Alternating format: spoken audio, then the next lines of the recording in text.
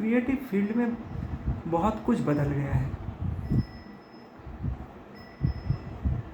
कुछ खास किस्म की फिल्में ही बनती हैं,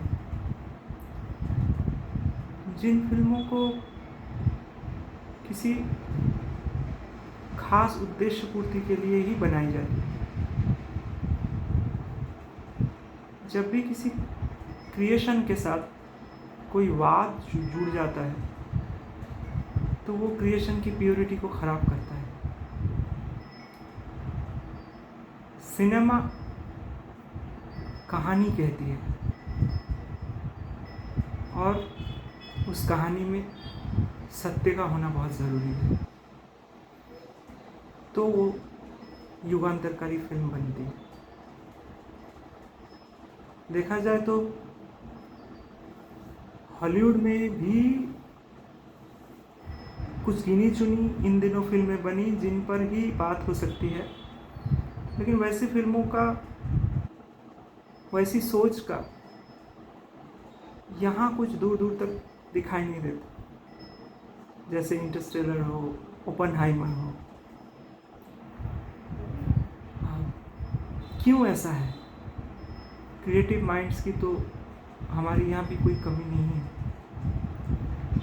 लेकिन फिर ऐसी एक बहुत ही करुणामयी अवस्था क्यों हो गई है इंडस्ट्री? ऐसी कहानियाँ बन रही हैं, ऐसी फिल्में बन रही हैं जो लोग देख रहे हैं, भूल जा रहे हैं, या सिनेमा थिएटर की तरफ जिनको दर्शक को लाने में भी बहुत प्रॉब्लम्स आ रही हैं। ऐसा नहीं है कि बजट कम है, काफ़ी करोड़ों, 100 करोड़, 200, 500 करोड़ की फिल्में बन रही हैं, लेकिन कोई भी ऐसी फिल्म नहीं है जो समाज में कुछ अच्छे बदलाव या कम से कम एक फ्रेश एंटरटेनमेंट भी दे सके, जो नया हो, जो ऐसा लगे कि हाँ, ऐसा तो पहले कभी कुछ पता नहीं था हमें। फिल्मों के बारे में बोलना इसीलिए दिन पर दिन थोड़ा मुश्किल होता जा रहा है। ज़्यादा पुरानी फिल्मों की बातें करता हूँ तो बहुत लोगों ने वो सब फिल्में देखी नहीं है, या इंटरेस्ट नहीं है, या मतलब वो उन पर बात नहीं करना चाहते कोई ज़्यादा, और ज़्यादा नए में कुछ है नहीं जिस पर बात हो सके। लेकिन फिर भी मैं कोशिश करता हूँ। अभी एक बहुत बड़ा वरदान है हमारे लिए कि OTT प्लेटफॉर्म चालू हो चुका है। तो OTT प्लेटफॉर्म में कभी कभी हमें बहुत अच्छे कंटेंट मिल जाते हैं, कोई भी हो, Netflix, prime video, Disney Hotstar, ZEE5, कुछ भी। नेटफ्लिक्स में हमें इंटरनेशनल कंटेंट बहुत ज़्यादा मिलते हैं, बाहर के देशों के अच्छे अच्छे सीरीज़, अच्छी फिल्में। OTT पर भी मैं वीडियो बनाऊंगा, करीब करीब आज से ही शुरुआत कर रहा हूँ। लेकिन एक फ़िल्म भी बनी कुछ दिन पहले। फिर वही बात है कि कमर्शियली भले नहीं चली हो, लेकिन बहुत ज़रूरी फिल्म थी, और उसी फिल्म के साथ एक OTT प्लेटफॉर्म पे एक सीरीज़ भी आई। इन दोनों को मैं जोड़ सकता हूँ एक ही बात से कि पर्यावरण को बचाना है। किस तरीके से प्रदूषण, किस तरीके से डिफॉरेस्टेशन, ये सब चीज़ें इतनी ज़्यादा बढ़ रही है कि जिन पेड़ की छाँव में एक पहले का जनरेशन बिता चुका है अपनी बचपन, शायद हमारे नेक्स्ट जनरेशन को एक पेड़ की छाँव मिलना भी मुश्किल हो जाए। अभी बस जिधर भी देखो कंक्रीट के जंगल ही हैं। इतनी आबादी बढ़ चुकी है कि लोगों को रहने की जगह पूरे नहीं पड़ रहे हैं, तो पेड़ काटो, जंगल काटो। क्यों हो रहा है ये सब? हो सकता है प्रकृति सृजन जैसे करती है वैसे विनाश की तरफ भी ले जा रही है, लेकिन ये सोचने वाली बात हो जाती है कि हम अपना नेक्स्ट जनरेशन तो ला रहे हैं, लेकिन उनको सौगात में दे के क्या जाएंगे? सिर्फ ईंट पत्थर की जंगलें और पैसा। हो सकता है जिनके पास पैसा हो वो ऑक्सीजन का सिलेंडर लेके कल घूमता हुआ दिखे, और जिनके पास वो भी नहीं है वो जिंदा ही न रहे। एक छोटी सी चिड़िया जो पहले बैठा करती थी खिड़की के बाहर हमारे छोटे से गमले में जो पौधा है उसमें आकर, थोड़ा सा पानी रहता था उसमें नहाया करती थी, वो पानी पिया करती थी। वो चिड़िया छाँव ढूंढती है शहर की इस भीड़ में, थोड़ा पानी पीने का ढूंढती है। कुछ शहरों में पानी बिल्कुल ही ख़त्म होता जा रहा है। सोनम वांगचुक जो लद्दाख में अनशन पे बैठे हुए हैं, वो भी पर्यावरण को इस तरह से नष्ट होते हुए नहीं देख पा रहे हैं। लेकिन क्या आम लोगों के दिलों में ये सब बातें जाती है? किसी को पड़ी है कि पेड़ कट रहा है कि नहीं? ठीक है, अपना परिवार चलाना है, पैसा कमाना है, लेकिन पैसा कमा के हम अपने नेक्स्ट जनरेशन को दे क्या रहे हैं?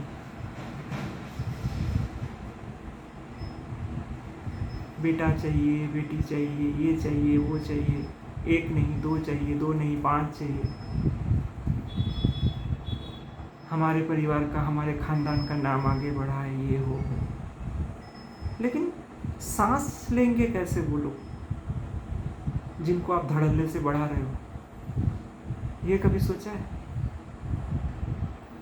कंक्रीट के जंगल में हो सकता है आपका ये जनरेशन किसी तरीके से अपनी ज़िंदगी बिता भी डाले, लेकिन नेक्स्ट जनरेशन का क्या हो?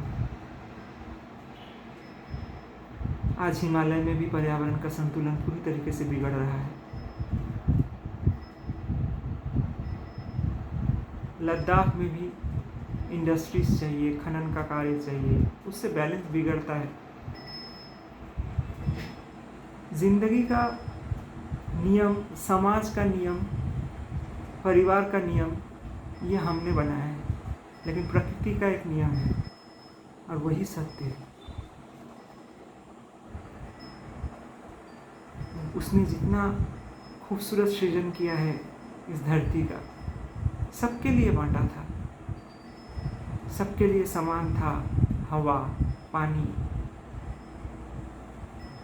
जंगलों में इतने सारे फल होते थे कि मनुष्य भी खा सकता है, पशु पक्षी भी, और हर कोई शांति से जिए ना। लेकिन अभी ऐसा क्यों है कि हमें पेड़ पौधे बहुत कम दिखने लगे हैं? समुद्र के जितने जीव हैं वो भी पोल्यूशन की वजह से, पानी पोल्यूशन की वजह से नदी समुद्र ख़त्म होने लगे हैं, बनने लगे हैं। कितनी सारी खूबसूरत नदियाँ हुआ करती थी जो आज मिलती भी नहीं है। वहाँ देखो आप, खनन चल रहा है, इंडस्ट्रीज बनाए जा रहे हैं। पैसे से कितने लोगों की सांसें खरीद सकते हो आप?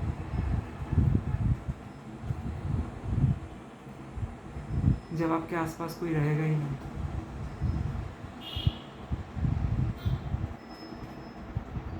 पहला फिल्म जिसके बारे में मैं आज बोलूँगा,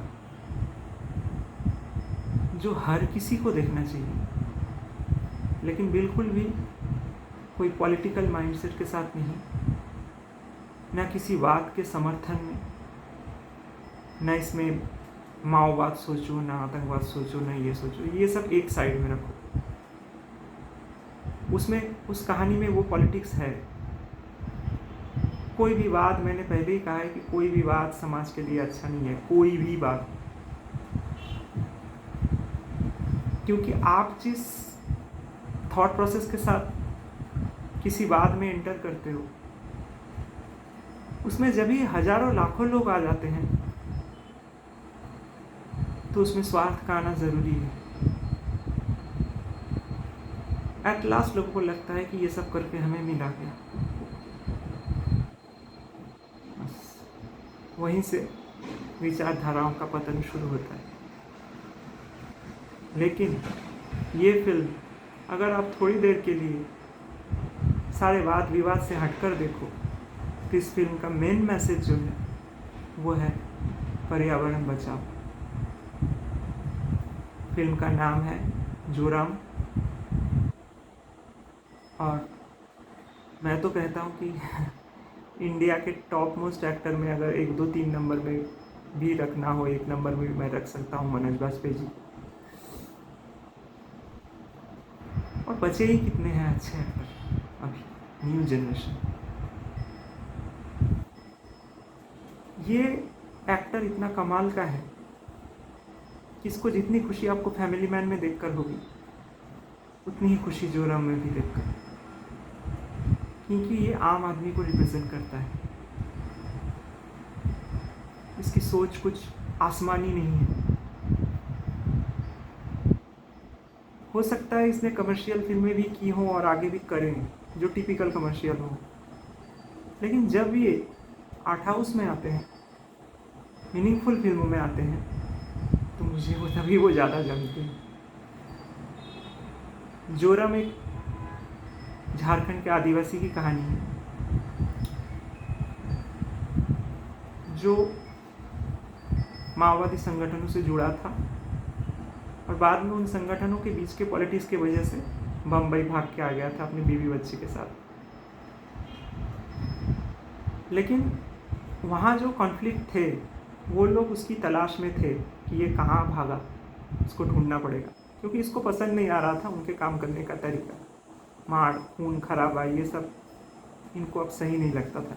भले ही ये उस संगठन से जुड़े थे लेकिन नहीं, क्योंकि उस संगठन में भी पॉलिटिक्स था और उस संगठन से जुड़े पॉलिटिक्स में जो लोग आए वही लोग बाद में उन लोगों ने मनोज बाजपेयी को ढूंढ के निकाला, उनकी वाइफ का मर्डर किया और उनके ऊपर वही मर्डर का चार्ज भी डाला और वो अपने छोटे नन्हे से बच्चे को गोदी में लेकर पुलिस से और पॉलिटिक्स से भागते भागते कैसे करके सरवाइव किया। यही है जोरम की कहानी।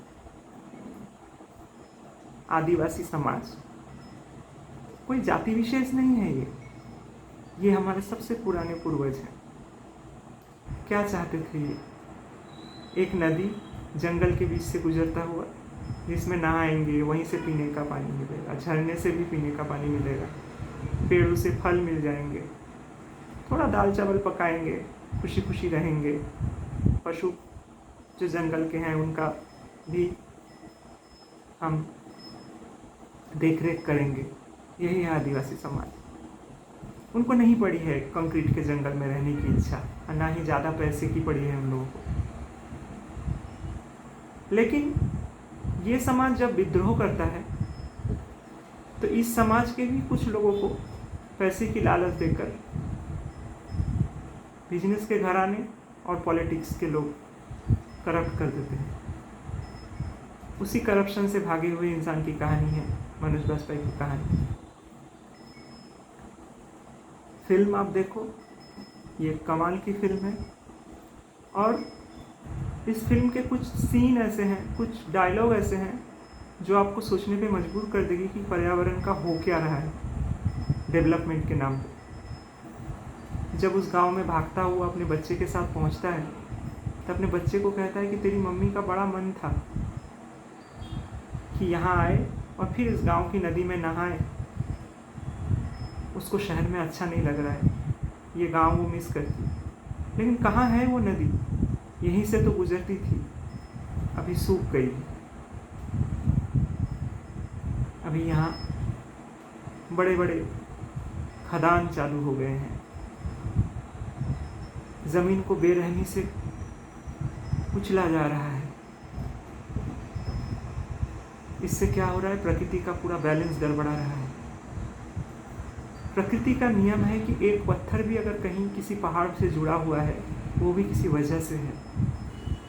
इस बैलेंस को समझना, इस बैलेंस को लोगों के सामने उजागर करना, ये इस फिल्म का उद्देश्य है।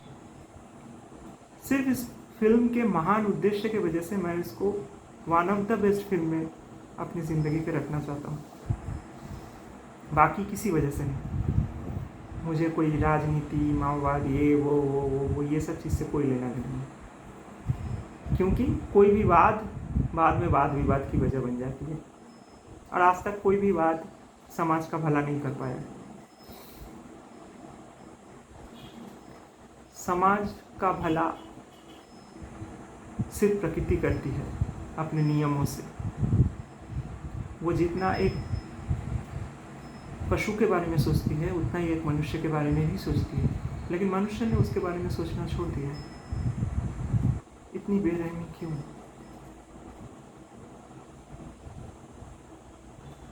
फ्री में मिल रहा है इसलिए, ऑक्सीजन फ्री में मिल रहा है, कौन सोचेगा?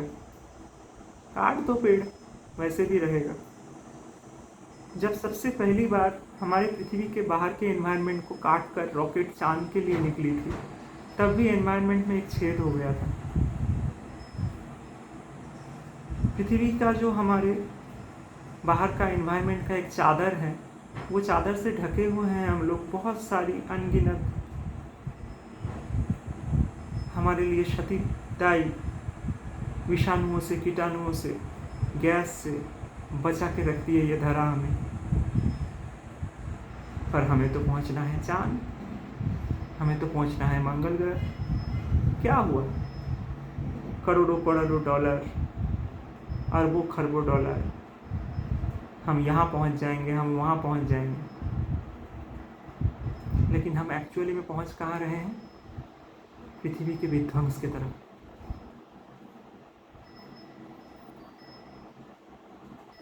पानी, समुद्र के पानी का जल स्तर ऊपर आना, समुद्र के किनारे के जितने भी देश, छोटे छोटे शहर हैं, छोटे बड़े, वो सब बहुत दिन नहीं लगेंगे धीरे धीरे पानी के नीचे जाने, क्योंकि प्रकृति अब संभाल नहीं पा रही है हमारा ये विकास, हमारा ये डेवलपमेंट।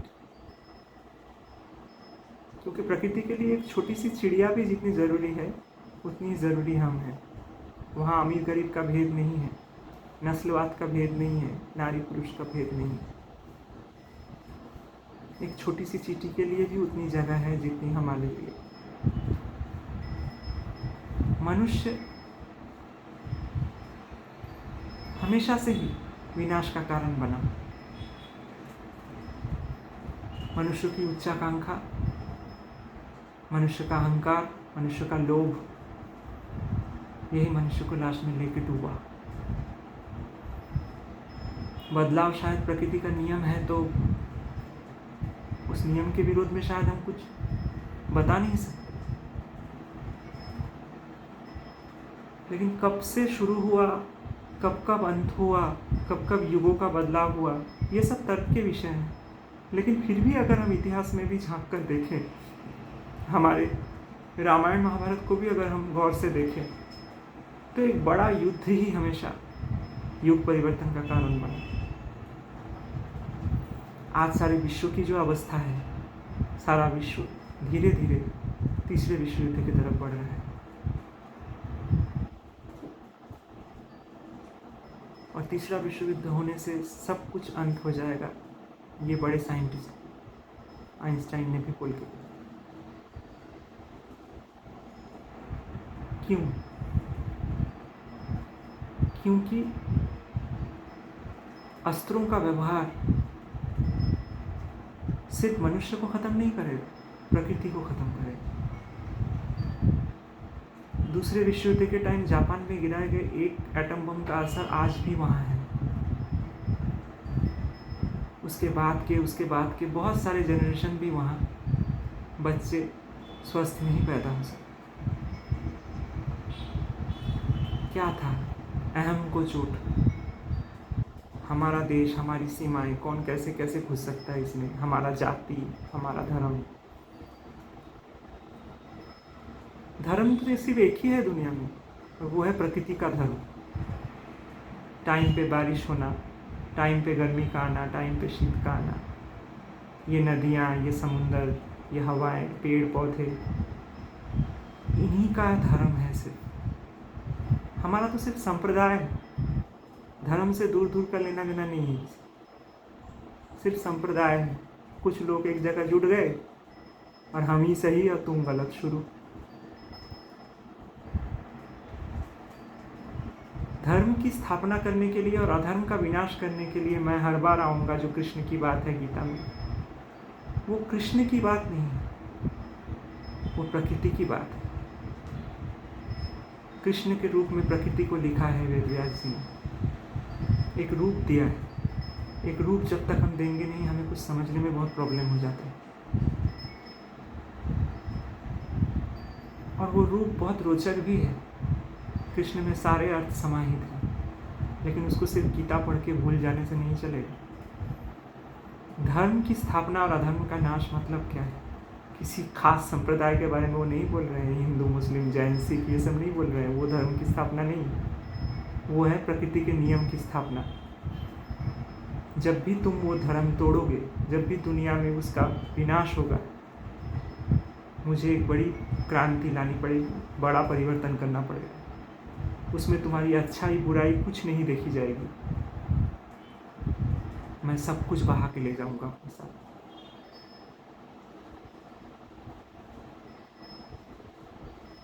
पांडव प्रकृति के साथ थे तो पांडवों को जिताया जरूर, लेकिन उनका भी अंत हो गया।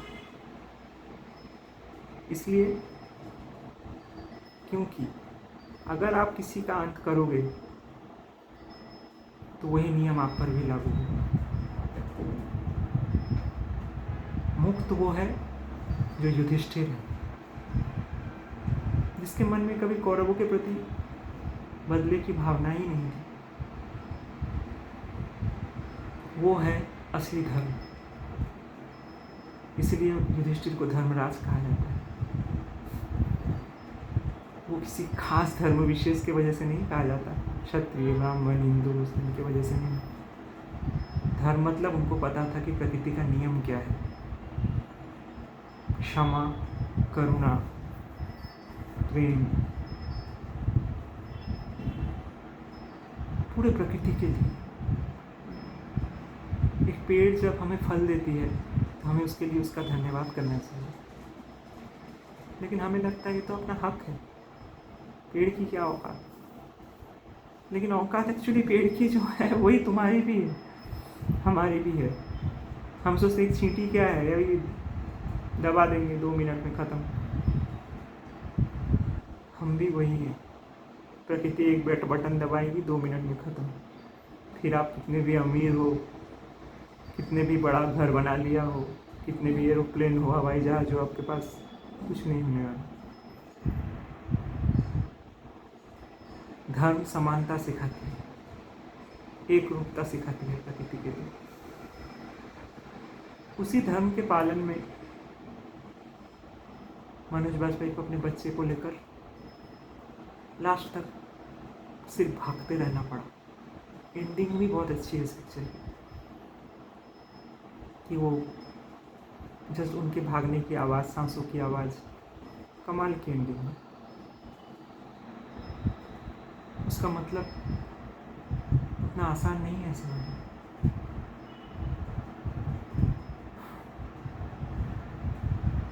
वो एक सुरक्षित जगह देना चाहता है अपना नेक्स्ट जनरेशन को।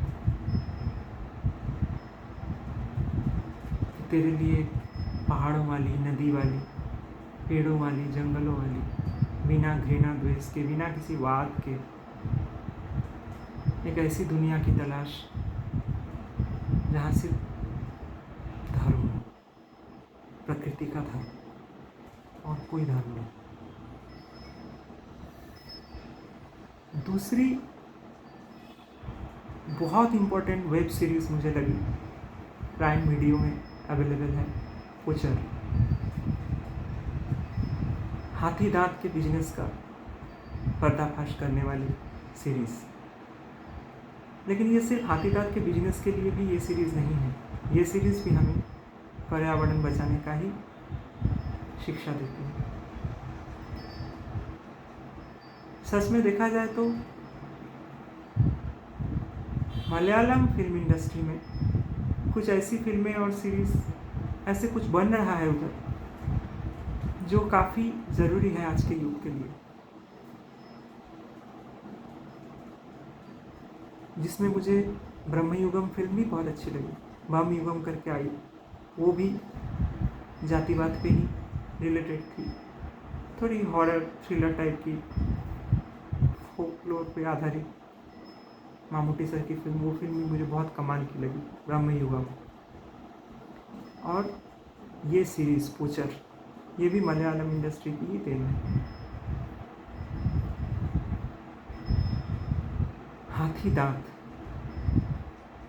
और सबसे कमाल की सीन कौन सी थी पता है? 2-3 सीन मुझे अभी लगता है, जो कि हाथी को मारकर हाथी के दांत से ही बना रहे हैं गणपति जी की मूर्ति। इससे ज़्यादा बड़ी ट्रेजिडी और क्या हो सकती है। दूसरी सीन, जब जोर से कार चलाकर वो लोग सड़क पे जा रहे होते हैं और अचानक कार को बोलते हैं अरे स्पीड कमाओ, रोक लो रोक लो। दर्शक सोचता है कि क्या हुआ, कोई तो नहीं है सामने। तो फिर कैमरे में दिखाया जाता है कि मेन रोड पर बत्तखों का जोड़ा अपने बच्चों के साथ सड़क पार कर रहा है, धीरे धीरे, आराम से, स्टेप बाय स्टेप। उस जोड़े को और उनके बच्चों को सड़क पार करते देने के लिए एक फास्ट रनिंग कार को रोक देना इस सीरीज़ की सबसे खूबसूरत सीन में से एक है। ये सीन देखकर आपके आंखों में आंसू आएंगे कि धर्म का असली रूप यही है, अहिंसा, प्रेम। और लास्ट सीन, जिस जगह उस हाथी को दांत के लिए मारा गया था, वो जगह उसकी कंकाल पड़ी हुई है, कुछ नहीं है।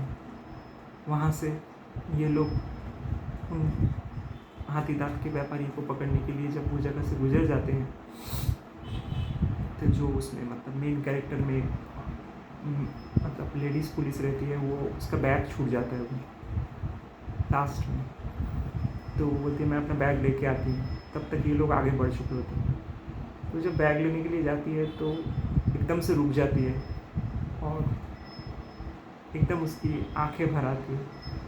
उसमें दिखाते हैं कि वो जहाँ पर उस हाथी का कंकाल पड़ा हुआ है, उस हाथी के ग्रुप में जितने भी हाथी थे, वो लोग बीच बीच में आते हैं, वहाँ बैठते हैं, खड़े होते हैं और उस कंकाल को अपने सूर से सहलाते भी हैं।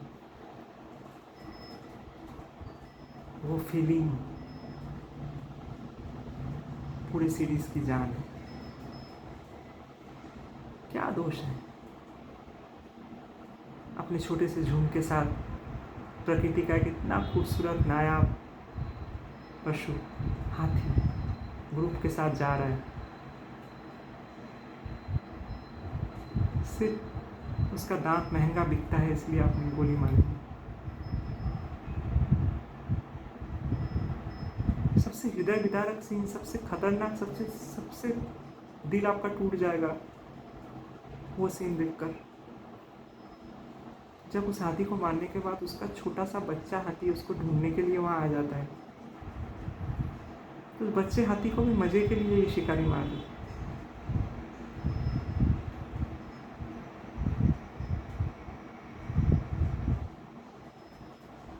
इसीलिए मैंने कहा था कि एनिमल पिक्चर का नाम एनिमल नहीं रखना चाहिए था।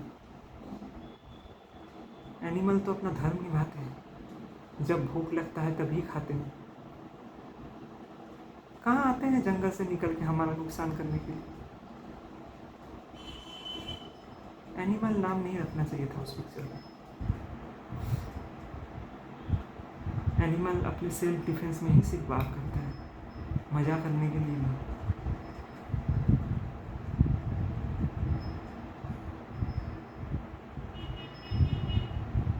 आप डेविल रख सकते हो, शैतान रख सकते हो, ये सब नाम रख सकते हो, लेकिन एनिमल नहीं।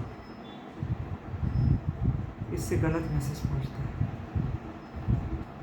एक सीन पिक्चर में ये भी है कि वो लोग जंगल से जा रहे थे और अचानक बीच में एक शेर आ जाता है।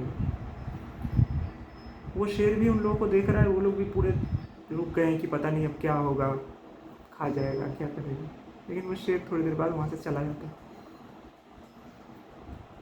उससे ये समझ में आता है कि वो शेर को भी जब भूख नहीं लगती तो उसे भी शिकार करने का कुछ मन नहीं होता। पेट भर गया, बात खत्म। एक दाल चावल और सब्जी खा के तो पेट इंसान का भर ही जाता है, फिर इतनी भूख किस बात की। एक मकान से नहीं चलता, 2 मकान चाहिए, 5 मकान चाहिए, बिल्डिंग ही पूरा चाहिए। इतना पैसा चाहिए, इतना पैसा चाहिए, इतना पैसा चाहिए, करते करते लास्ट में क्या हुआ पता चला कि परिवार के साथ टाइम ही नहीं बीता, पैसा पैसा ही करते रह गया और लास्ट में बीमार भी पड़ गए।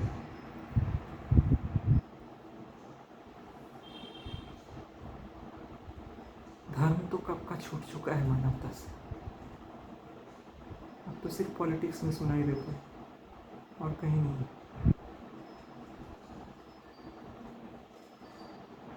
और पॉलिटिक्स में जहाँ तक सुनाई देता है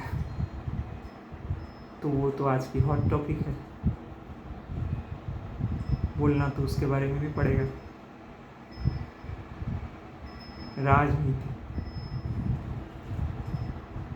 राजा की नीति, राज्य चलाने की नीति,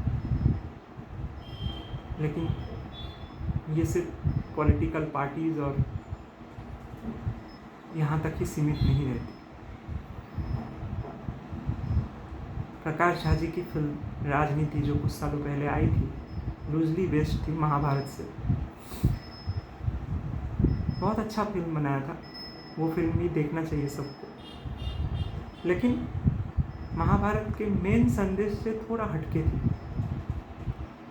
उन्होंने वो लिबरेशन लिया होगा क्योंकि उन्होंने प्रकृति के जो भगवान स्वरूप प्रकृति महाभारत में कृष्ण के रूप में हमें बताई गई है, उस बात का थोड़ा मानवीयकरण करने के चक्कर में मैसेज उतना स्ट्रॉन्ग नहीं हो सका।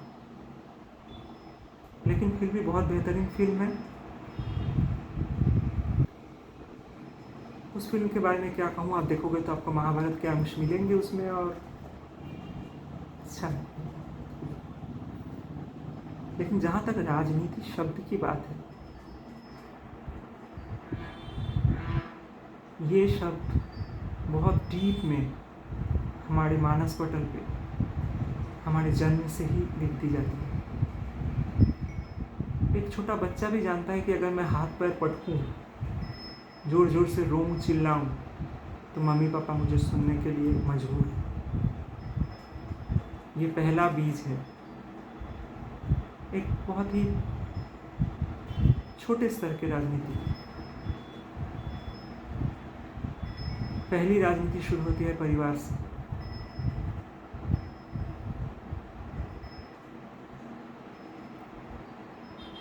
एक बच्चा जो इंडिविजुअली जन्म लेता है, सबसे कमज़ोर किसका बच्चा है पूरे पृथ्वी में? मनुष्य का बच्चा।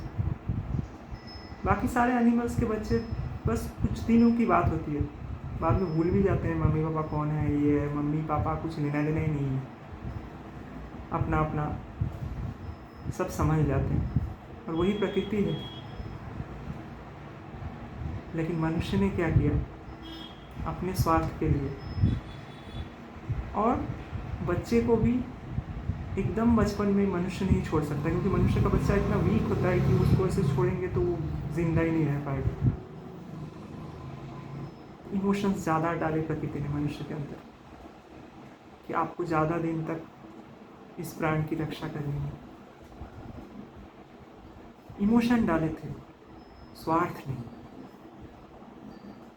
जैसे ही वो चीज़ स्वार्थ में बदलती है, वहाँ से शुरू होती है राजनीति। बच्चा रहता है छोटा, उसको डराओ, उसको धमकाओ, सबसे पहले उसे बताओ कि तुम किस धर्म के हो, तुम कितने बड़े हो, तुम कितने छोटे हो, तुम कितने अमीर हो। फर्क कराओ उसके और उसके दोस्तों के बीच, उसके और समाज के बीच, कि तुम कितने अलग हो। उसको भूल जाने दो कि वो दूसरे लोगों की तरह ही एक मनुष्य है। और अगर हमारी बात नहीं मानोगे तो हम तुमसे नाराज़ हो जाएंगे। नाराज़ हो जाएंगे तो तुम्हें तुम्हारी मनपसंद चीज़ें खरीद के नहीं देंगे, तुम्हें खाने नहीं देंगे, फाइनेंशियली डिपेंडेंट हो तुम हमारे ऊपर। लेकिन इसमें बच्चे लोग भी एक अच्छी पॉलिटिक्स सीख जाते हैं कि ज़रूरत तो है भाई इनकी, तो क्यों ना झूठ मूठ का थोड़ा मान ले, थोड़ा डर जाए, तो अपना काम निकलने के बाद तो हम देख ही लेंगे। लेकिन दोनों तरफ के पॉलिटिक्स में दोनों का ही नुकसान होता है। माँ बाप सोचते रहते हैं कि हमने गुलाम बना लिया है बच्चे, इमोशन के नाम पे, फाइनेंस के नाम पे।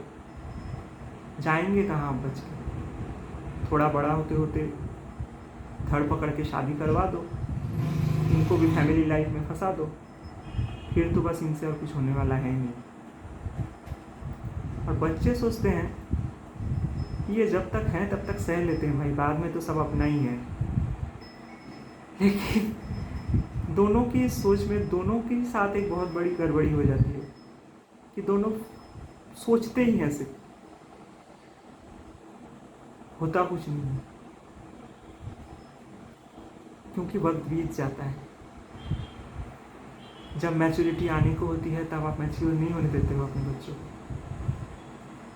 उनको अपने पैरों पे खड़ा होने के नाम पर उन पर जुल्म करते हो।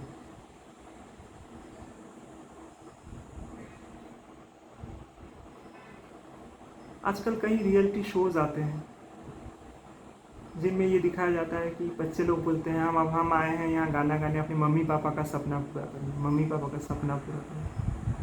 अरे भाई, तुम्हारा जन्म एक खास उद्देश्य से हुआ है इस प्रकृति में, किसी का सपना अपना पूरा करने के लिए नहीं हुआ है। अपने सपने जानो, अपना अस्तित्व जानो, प्रकृति के तरफ तुम्हारे कर्तव्य को जानो। प्रकृति का भी तो एक सपना है कि तुम उसके बारे में भी सोचो, तुम पॉल्यूशन के बारे में सोचो, तुम इंडस्ट्रियलाइजेशन जो इतना बढ़ रहा है इसको कैसे कम किया जैसे उसके बारे में सोचो। तुम मम्मी पापा का सपना पूरा क्या कर,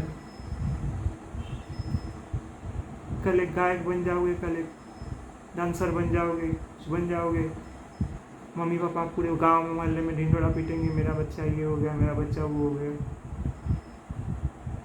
लोगों को जलाएंगे, लोगों को सुनाएंगे, ईगो दिखाएंगे। ये सब देना चाहते हो ना तुम्हारे मम्मी पापा को?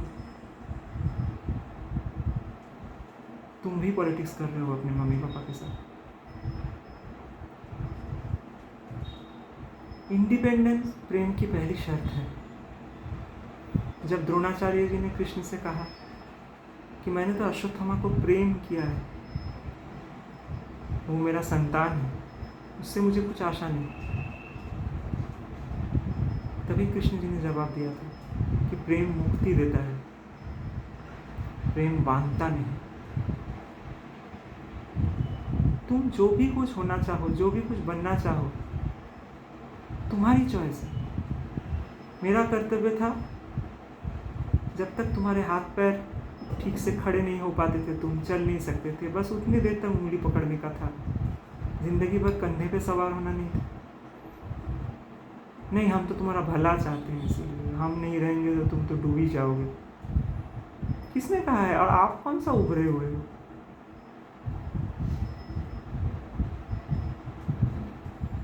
राजनीति शुरू परिवार से, बाद में आती है समाज, सेकेंड स्टेप।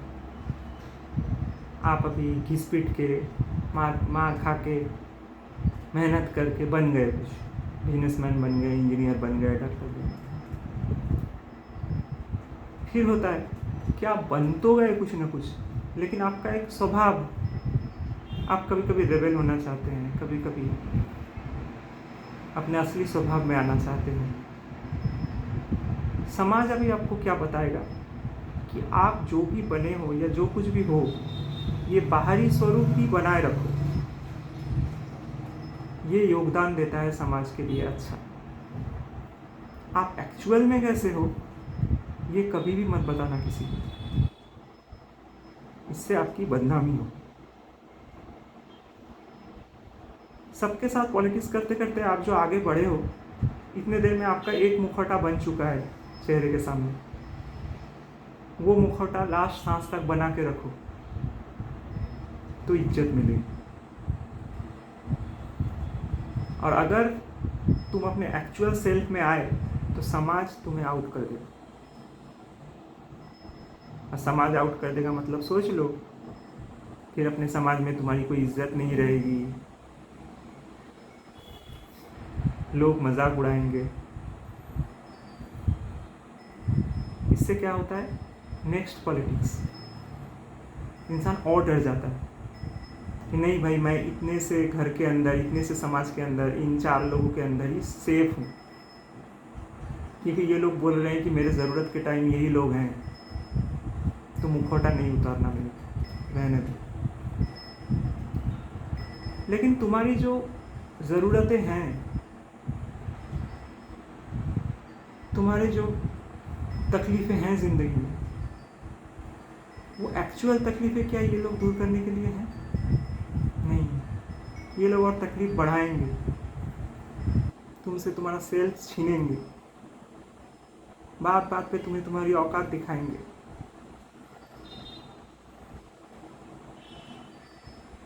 सच बोलोगे तो हंसेंगे,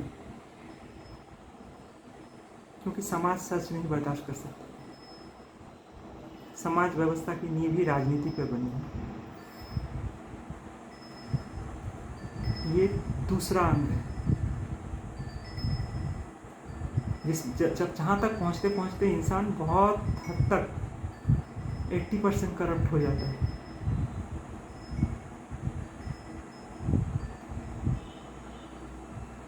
और लास्ट और तीसरा, पॉलिटिक्स, राजनेता, ये दौर, ये लोग समाज के भी ऊपर हो जाते हैं। समाज कैसे चलेगा, समाज को कैसे चलाना है, ये तय करते हैं। और समाज को अपने इशारों से चलाने के लिए उसमें भेद विभाग कर देना बहुत ज़रूरी है, क्योंकि एक गरीब के पास भी अगर कल अनाज हो तो वो गरीब आवाज़ उठा सकता है, लेकिन गरीब अगर गरीब ही बना रहे तो वो वर्ग इस उम्मीद में कि सरकार हमारे लिए कुछ कर रही है, ज़िंदगी भर एक आशा के लिए चलाती रहेगी सरकार। पूरे विश्व में पॉलिटिकल पार्टीज का बोलबाला इसी वजह से हुआ कि लोग समझ नहीं पाए कि हम किस पॉलिटिक्स के शिकार हैं। क्योंकि वहाँ भी प्रॉब्लम वही है कि बचपन में जन्म से घर वालों ने भी पॉलिटिक्स किया, बड़े होते होते आस पड़ोस के रिश्तेदारों, दोस्तों, समाज ने पॉलिटिक्स किया, तभी इतनी आदत पड़ चुकी है कि लीडर्स के पॉलिटिक्स के बारे में कोई सोचता ही नहीं है। ठीक ही बोल रहे होंगे, जो भी बोल रहा है, सोचने की तो ताकत ही खत्म हो चुकी है ना।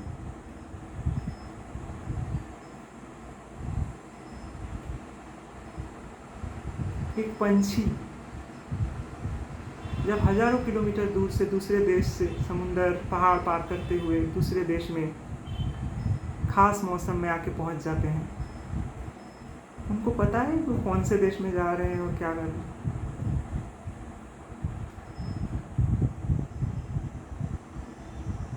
कोई पक्षी ये सोच के गीत गाता है कि मैं यहाँ गाऊंगा तो प्रॉब्लम हो जाएगा, मुझे भाई अपने देश में जाके गाना चाहिए। लेकिन समाज में ये प्रॉब्लम है।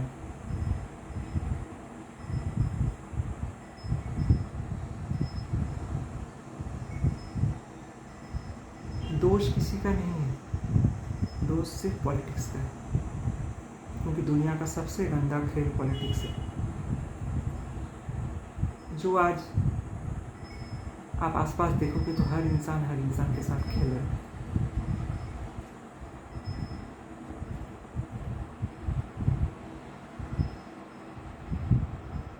सब एक दूसरे से ज़्यादा सयाने हैं। बड़ा मज़ा आता है किसी को बेवकूफ़ बना के।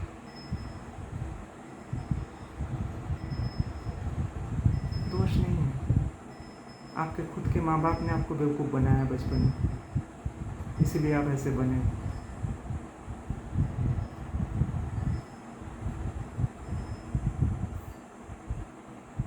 और आप भी सोच रहे हो कि अरे मेरे नेक्स्ट जनरेशन को भी तो मैं संभाल लूँगा, पैसा है मेरे पास, जाएगा नहीं।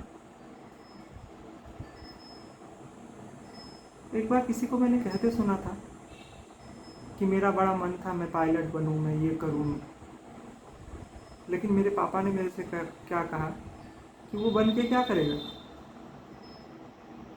दुकान पे बैठ जा, हर महीने उससे ज़्यादा पगार, उससे ज़्यादा पैसा तेरे पास आ जाएगा। क्योंकि कल अगर तू उड़ने लगे तो मेरे हाथ से तो निकल गया ना तू। ये जो हाथ में रखने की कोशिश है, यहीं पे आती है पॉलिटिक्स। चाहे प्यार के बहाने हो, चाहे इमोशन के बहाने हो, बस हाथ में रखना है। मेरे हाथ से मेरा बेटा न निकल जाए, मेरे हाथ से मेरा पति न निकल जाए, मेरे हाथ से मेरी पत्नी न निकल जाए, मेरे हाथ से मेरे बच्चे न निकल जाए। जाते वक्त तो खाली हाथ ही जाओगे भाई। जितना बड़ा भी बंगला हो, जितना बड़ा भी बैंक बैलेंस हो, जितने ही तुम्हारे रिश्तेदार हो, सो कॉल्ड प्यार करने वाले हो, कोई तो नहीं जाएगा। तो फिर सत्य से इतना भागना क्यों?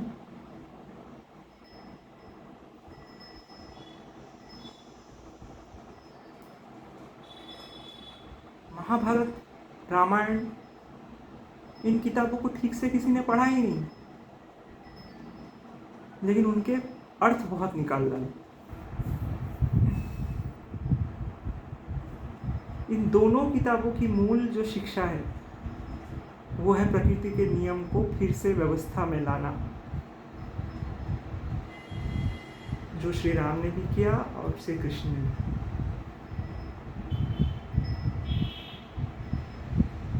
किसी संप्रदाय की स्थापना न बुद्ध ने की, न महावीर ने की, न जीसस ने की, किसी ने नहीं की। इन लोगों ने अपना स्वधर्म पहचानने के लिए कहा था बस।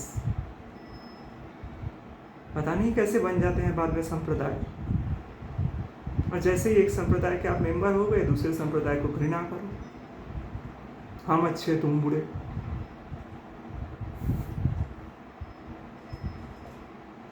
इसलिए महावीर, बुद्ध, कृष्ण, राम, जीसस, नानक, कबीर, ऐसे बहुत कम ही आ सके, और होते भी ये कम ही हैं, बहुत ग्रुप में नहीं होते हैं ऐसे लोग। आपको बहुत सारे कृष्ण एक साथ महाभारत में नहीं मिलेंगे, ना बहुत सारे राम, ना बहुत सारे महावीर, ना बहुत सारे, अपने युग में ये एक ही थे।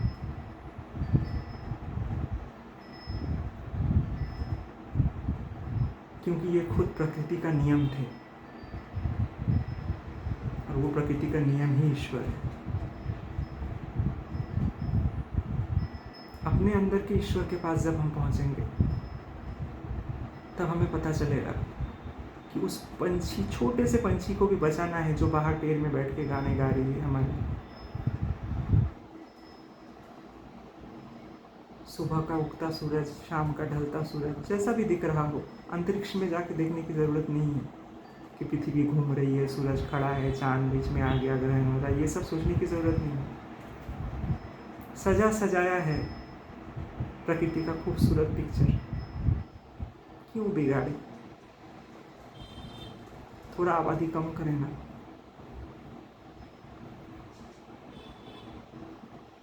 आज जो सड़कों की हालत है, जो ट्रेनों की हालत है, चला नहीं जा रहा है मेट्रोपॉलिटन सिटीज़ में।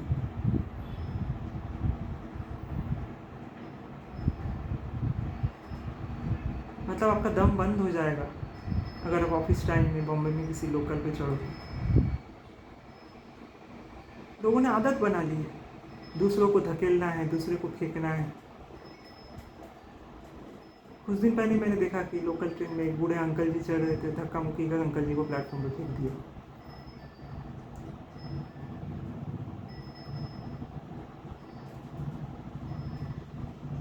जो ताकत से धक्का देगा वो आगे बढ़ जाएगा, जो धीरे धीरे चल रहा है उसको कुचल दो। जल्दी घर पहुंचना है, जल्दी ऑफिस पहुंचना है, सबको जल्दी पड़ी है। अगर जल्दी नहीं भी है तो भी जल्दी है। इतना तेज चलना है कि सामने कोई धक्का देके गिर भी जाए तो कोई फर्क नहीं पड़ता। किस चीज़ की है ये दौड़?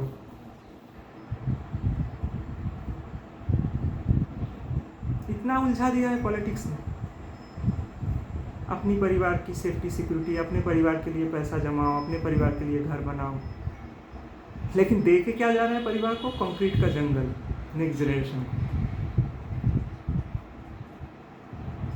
पैसा रख के जाएंगे, ऑक्सीजन खरीद लेगा ना सिलेंडर, पानी नहीं मिलेगा तो कहीं ना कहीं तो बिक रहा होगा, खरीद लेगा।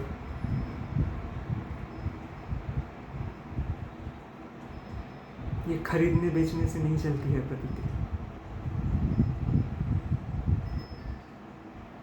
जल्दी नहीं संभले, ये पॉलिटिक्स से लेके डूबी।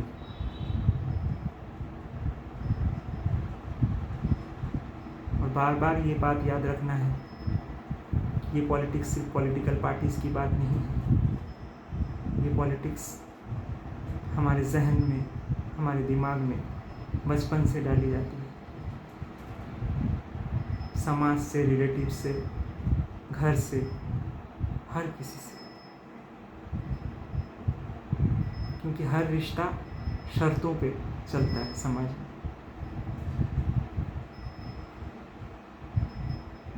प्रकृति शर्तों पे नहीं चलती। प्रकृति हमारे लिए बेशर्त प्रेम लुटा रही है, हवा, पानी, जिन सब चीज़ों की वजह से एक्चुअली हम जिंदा हैं, भूल रहे हैं उन चीज़ों को।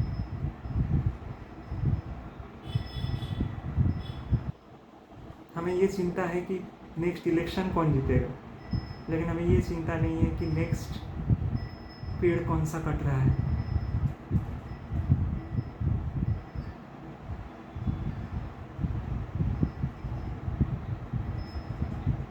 सोचना तो पड़ेगा।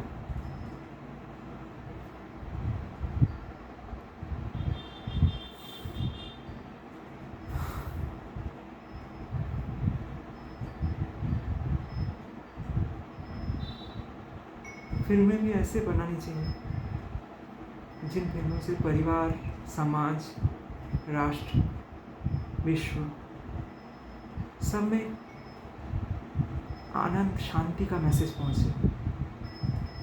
और लड़ाई नहीं देखना है किसी को। इसलिए आजकल ज़्यादातर थिएटर्स खाली पड़े रहते हैं। लड़ाई परिवारों में, बिजनेस में, काम में, नौकरी में, सब जगह क्या कम है कि सिनेमा देखने जाए तो भी वहाँ भी वही देखे। ओवरडोज हो गई है नफरत की।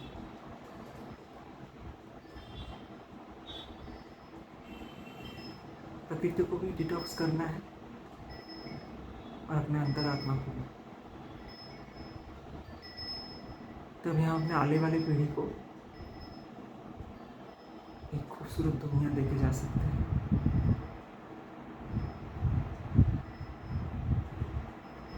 जिस दुनिया में वो चैन से सांस ले सके, मीठा पानी पी सके।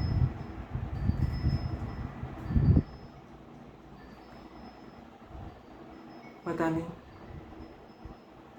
मैं जो बोल रहा हूँ या मैं जो ये सब वीडियो बनाता हूँ ये कितने लोगों तक पहुँचती होगी, लेकिन जितने भी लोगों के पास पहुँच रही है वो इस बात को चाहे तो भले मेरे वीडियो के माध्यम से नहीं, अपने हिसाब से भी आगे बढ़ाएं। ये एक मुहिम है जिसे चलाना है। पॉलिटिक्स से ऊपर पर्यावरण है।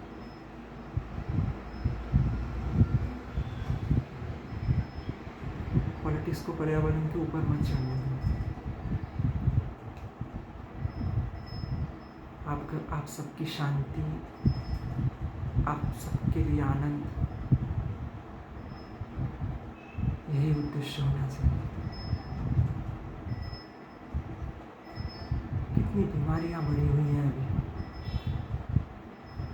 हर किसी को कुछ ना कुछ बीमारी है। कैसे नहीं होगी बीमारी? एक दबे हुए भीड़ के अंदर ट्रेन में जब इतने सारे लोग खड़े रहते हैं, मार्केट प्लेसेस में, कितना कार्बन डाइऑक्साइड है, कितनी विचारधाराएं हैं। लोगों की विचारधाराओं से भी एक भीड़ में हम प्रभावित हो जाते हैं। एकांत में रहने के लिए कोई जगह ही नहीं है। आप ये सोच रहे हो कि आप ट्रेन में बैठे हो तो आप अपने मन में जो सोच रहे हो वही आप हो, लेकिन वो सच नहीं है। जब हम भीड़ में रहते हैं, दूसरे लोगों के सानिध्य में रहते हैं, उनके विचारधाराओं का असर हमारी बुद्धि पे पड़ता है, हमारे विचार भी संक्रमित होते हैं। कैसे लोगों के साथ बातें करनी है, कैसे लोगों के साथ उठना बैठना है, कैसे लोगों के साथ दोस्ती करनी है,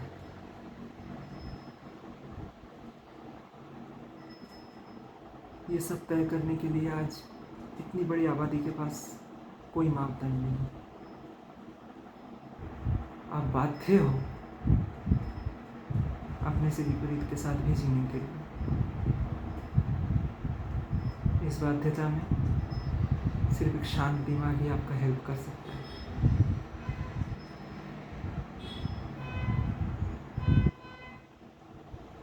जोरम देखो, पूचर देखो, राजनीति भी देखो। महाभारत में तो एक अलग से वीडियो बनाना चाहता हूँ मैं, क्योंकि महाभारत आज तक कभी अच्छे से बनाई नहीं गई। क्योंकि महाभारत की जो सत्यता है, उससे महान काव्य शायद ही कुछ हो सकता है। मानव मन, मानव समाज, विश्व प्रकृति, भगवत्ता, धर्म, स्वार्थ, परार्थ, हर चीज का डिटेलिंग एक महाकाव्य में कैसे हो सकता है, ये महाभारत देखकर ही हमें पता चलता है। महाभारत में कोई अच्छा कम समय में बोले जाने वाला कुछ वर्ड मुझे मिले तो मैं महाभारत पे वीडियो जरूर बनाना चाहता हूँ। कुछ अच्छी फिल्में लाओ भाई, इंडस्ट्री से यही अपील है, जिससे कुछ काम बने। बहुत परेशान हैं लोग, एंटरटेनमेंट चाहिए, लेकिन एंटरटेनमेंट के नाम पे हिंसा मत परोसो।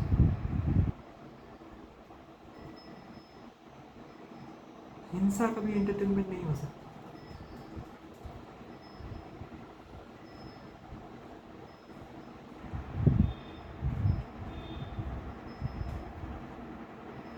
क्योंकि आप जिन तथ्यों को दिखा रहे हो वो तथ्य धर्म से रिलेटेड नहीं है, वो तथ्य सिर्फ संप्रदाय से रिलेटेड है। और संप्रदाय सत्य नहीं है, सत्य धर्म है।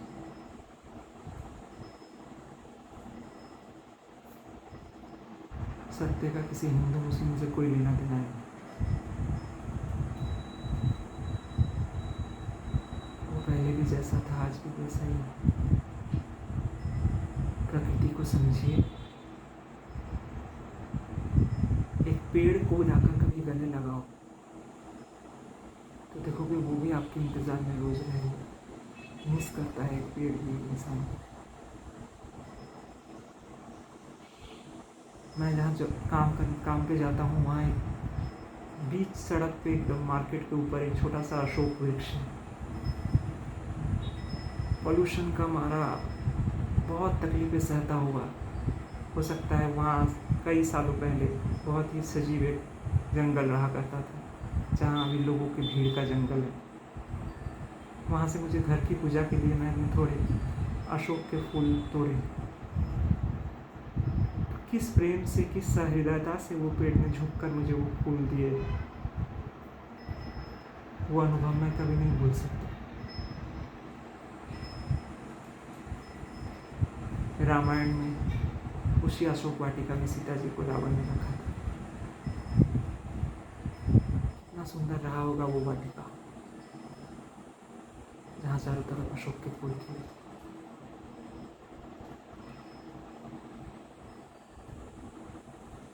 सिर्फ रामायण महाभारत करने से नहीं होगा, उसके सही तथ्यों को समझना पड़ेगा। वो सब हमें बार बार बता रही है कि सत्य को बचाओ, वही धर्म है। प्रकृति को बचाओ, वही धर्म है। मानवता को बचाओ, वही धर्म है। कुछ अच्छी फिल्में आए, कुछ अच्छी फिल्मों के बारे में बोलकर अगर कुछ मैसेज दिया जा सके तो मैं वीडियो और बनाऊंगा। अगर आप कमेंट करें, कुछ बोले तो अच्छा लगता है कि थोड़ा कन्वर्सेशन आगे बढ़ता है। मुझे भी जानने का मन करता है कि जिन्होंने वीडियो देखा उनके मन में क्या है। आप सबको प्रकृति का पूरा प्यार मिले, आपके आने वाले जनरेशन को एक सुखद संसार मिले। जो हमारे बाद हैं उनको हम एक हरी पृथ्वी दे के जा सके। इसी आशा के साथ मैं ये वीडियो खत्म